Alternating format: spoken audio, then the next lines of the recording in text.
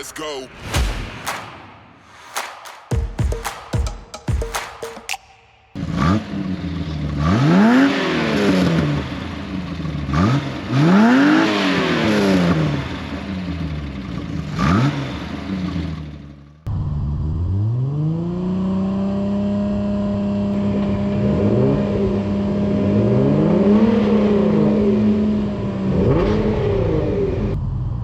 The purpose of this video isn't to explain how to complete the procedure.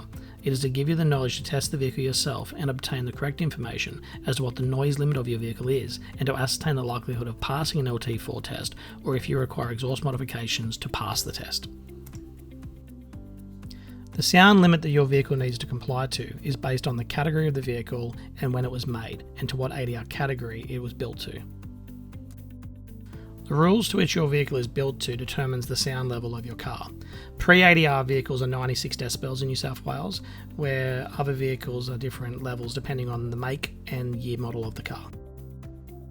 Vehicles that were built to ADR 83 specifications are not allowed to be any more than 5 decibels louder than what the vehicle was when it was brand new.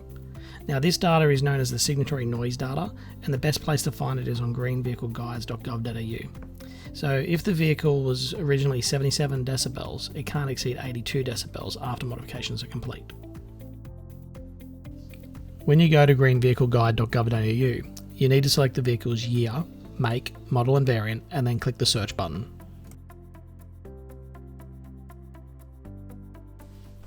You scroll to the bottom of the page and you can see the signatory noise data.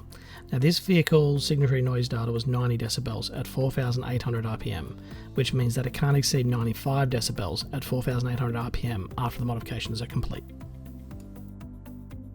For all vehicles that aren't ADR 83, it isn't as simple. You need to find the relevant chart and look up the vehicle's category, how big the motor is, how high off the ground the exhaust is, and then look up the noise level for that vehicle. So as you can see in the example, 2 Toyota Land Cruisers built the same year, same engine, and you can see one is 90 decibels, and you can see one is 99 decibels, just because one is category MC and one is category MD. Currently, the procedure for conducting a stationary noise test are contained in the National Transport Commission Exhaust Noise Test Procedure for in-service motor vehicles. This is an ADR 2801 noise chart. So you can see the different makes and models of vehicles, different size engines, if they're petrol or diesel, how high off the ground the exhaust is, and you can see the different noise levels. So some are 90, some are 89, some are 95, some are 99, and there's even some buses here that are 103. So it really needs to be important. You need to know which category of vehicle you have, so you can determine exactly what your noise level is. Once you've found your sound reading your car has to comply to, you need to have a dedicated sound tester. Mobile phones aren't good enough. I'll show that later on in the video. You need to find a suitable test site. It needs to have at least 3 meters of space behind the vehicle, concrete or asphalt, no buildings or vehicles for the sound to echo off, and car parks are a pretty good choice. The test method is the same for all vehicles except for pre-ADR 83 in-service good vehicles and omnibuses, so utes and small buses. The stabilised test speed is the RPM of the engine at which the test is started. You can use the notes on the screen now to find the test speed. You will be able to find the test speed for all ADR 83 vehicles with the noise level on greenvehicleguides.gov.au. You bring the engine up to the stabilised test speed and then swiftly close the throttle to return to idle RPM. This is done 3 times for each exhaust outlet, and the average is used from all the testing to find the noise level of the vehicle.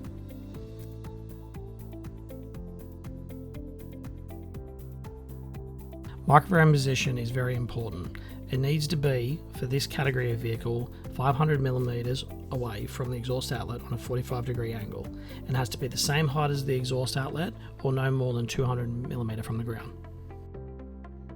If there is more than one outlet, each outlet has to be done individually, and then the average of both outlets is used.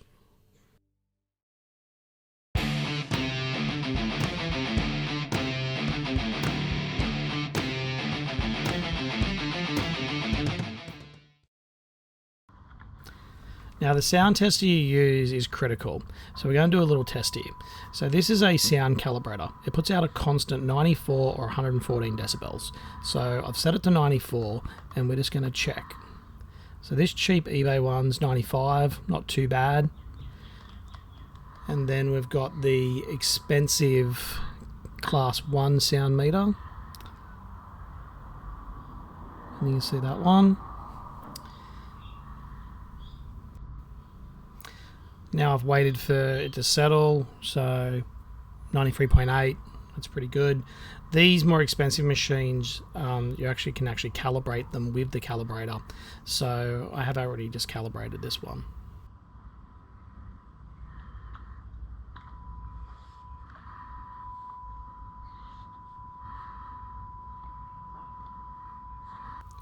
So now I'm just going to use my phone and see what that says. So this is why you can't use a phone. It's showing 76 decibels, but it's actually putting out 94.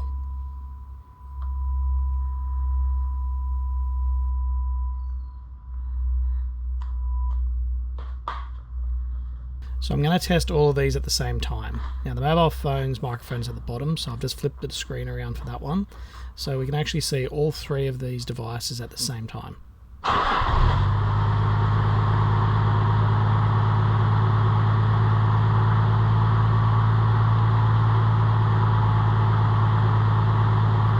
So as you can see here, we have a bit of distance. The mobile phone isn't that bad really, but it's just not as accurate as the other two. Now you can see just how far out the mobile phone is in comparison to the other two testers. So in conclusion, I can't recommend that you use a mobile phone. You can pick up these cheap little testers from eBay for like $15.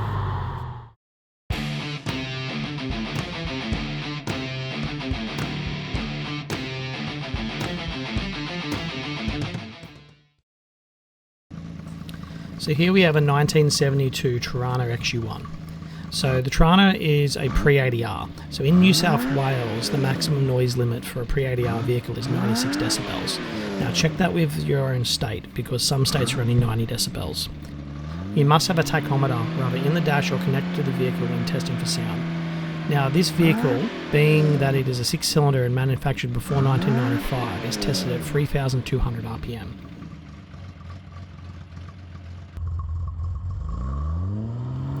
Once the RPM stabilises, you swiftly release the throttle, and that is the point at which the sound measurement is taken.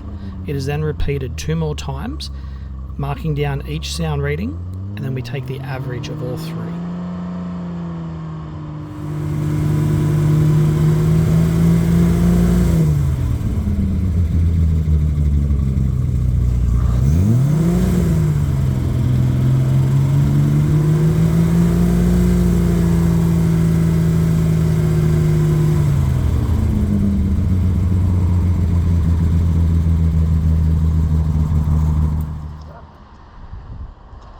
So here I can be seen measuring the height of the exhaust and measuring the distance to the microphone.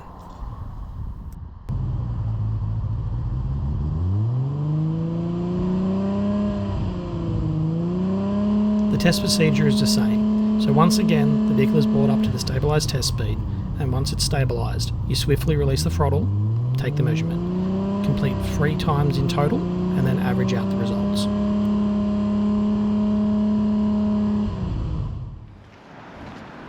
Here you can see the microphone stand I use a bit closer, and the cord going back up to the head unit of the sound tester. So quite often, if I actually hear that the car sounds a bit loud, I'll do a pre-test. So before I set everything up, I just set the microphone, bring it up to test speed, and just see where it roughly is. This MA Category 83 vehicle can't be over 95 decibels. 102. Damn. Here the customer has returned 5 weeks later after having the entire exhaust system replaced, so we're going to retest it and do the test properly this time. So once again I'm measuring it up. Now this vehicle has a dual exhaust, so we have to test both sides individually.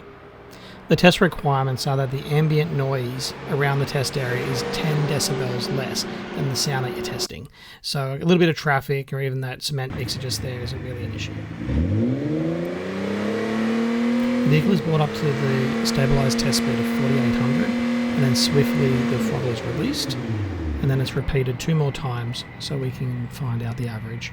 Once that's done, we then reset up for the other exhaust pipe and do 3 times on that side, and then the average of both is done to actually find what the sound level is.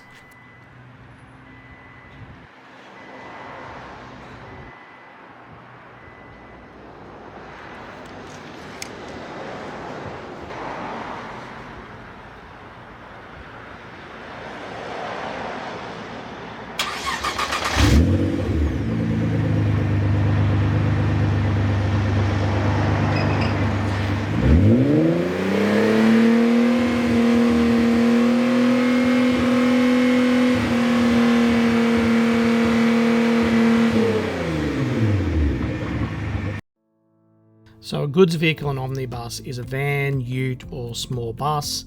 Now petrol and diesel engines are actually tested completely different. The petrol engine is done very similar to the others, except for you have to have 3 consecutive runs within 1 decibel of each other, and that is classed as the reading.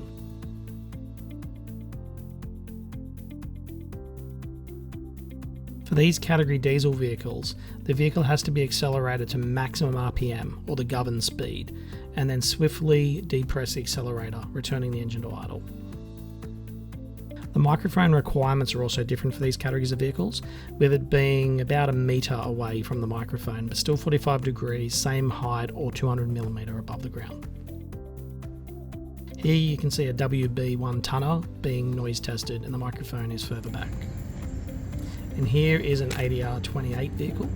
So this is late 70s, and it's set up pretty much the same as the other vehicles.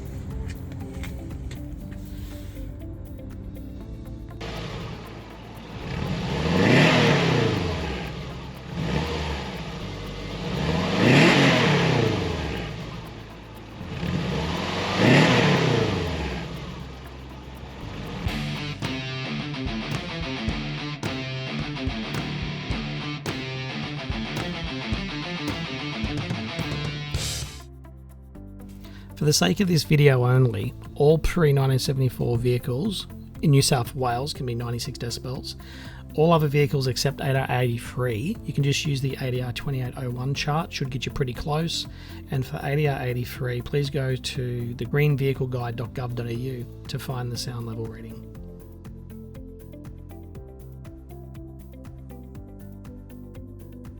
(1974 to 1989) vehicles don't have an ADR category as such, but to find the definition in between a passenger vehicle and a goods vehicle, you multiply the number of seats by 68 kilos. If the calculated mass is less than half of the difference between the GVM and the unladen mass, then the vehicle is classified as a goods vehicle, provided there is area for goods to be carried. So utes, vans, small trucks and buses. If the calculated mass is more than 50% of the difference, then the GVM and the unladen mass, then the vehicle is classified as a passenger vehicle or a people mover. You can use the information on the screen to find the difference between the unladen mass and the tar mass. Thank you for watching.